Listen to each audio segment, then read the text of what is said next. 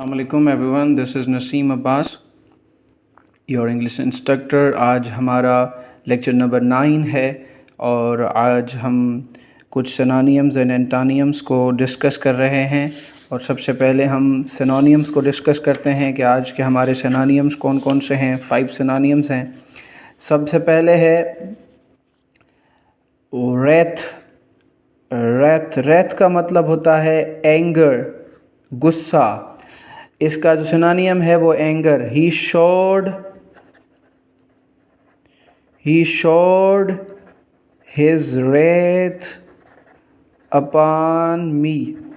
उसने अपना गुस्सा मुझ पर किया या जाहिर किया। पेलोथ्रा यानी हद से ज़्यादा। पेलोथ्रा वेल्थ या excess. Plethora of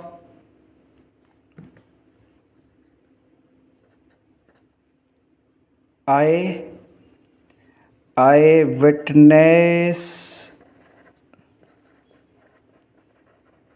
plethora of evidences.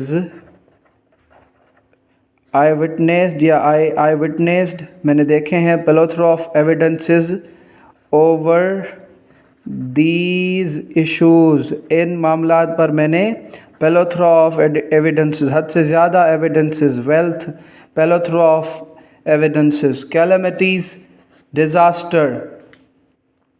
severe या severe, सख्त। calamities, तबाहकारियाँ। severe calamities। पुश,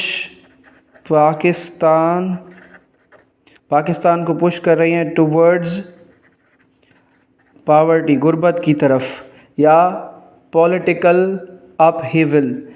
उसके बाद है पॉम्पस। पॉम्पस का मतलब होता है एरोगेंट, प्रीटेंटियस यानी ऐसा बंदा जो हमेशा ऐसे सख्त अल्फाज या वोकेबलरी इतनी अच्छी इस्तेमाल करता है और शो करता है कि मैं सबसे ज़्यादा अच्छा हूँ, यानी सबसे ज़्यादा पेश होना। ये एरोगेंट की निशानी है, जाहिल की निशानी है पॉम्पस।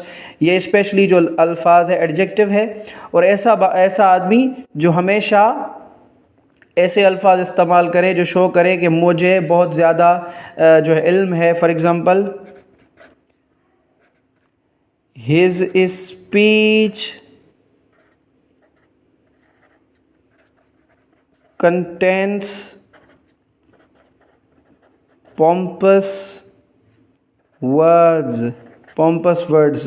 या his words are always pompous, या he is a pompous man, या he is the pretentious man।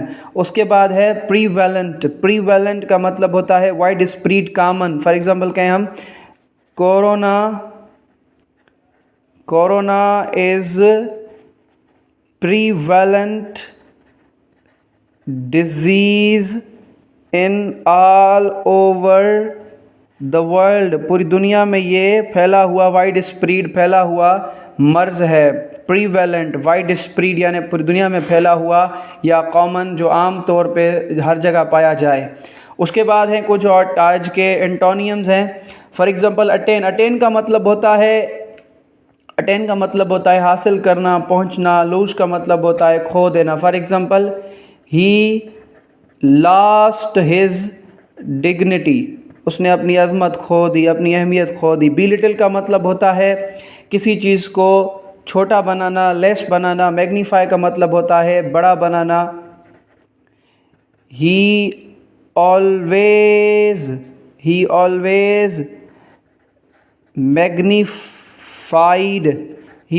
Magnified his values, वो अपने वैल्यूज़ को हमेशा बढ़ाता था, बड़ा बनाता था। कंट्ररी का मतलब होता है एग्रीएबल। कंट्ररी का मतलब होता है मुखालिफ। एग्रीएबल यानी राज़ी।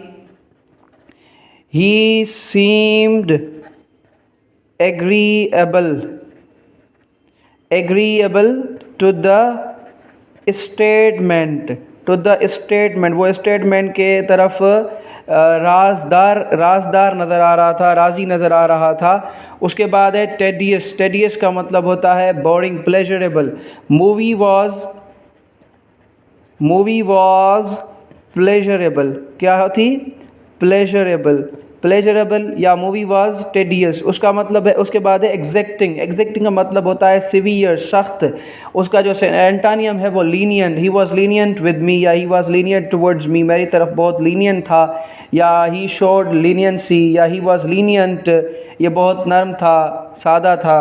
ये आज के हमारे सिनोनिम्स हैं, एंटानियम्स हैं। इंशाअल्लाह नेक्स्ट लेक्चर में ऐसे 10 वर्ड्स इसी तरीके से होंगे जिनके साथ होंगे। वस्सलामु अलैकुम वरहमतुल्लाह।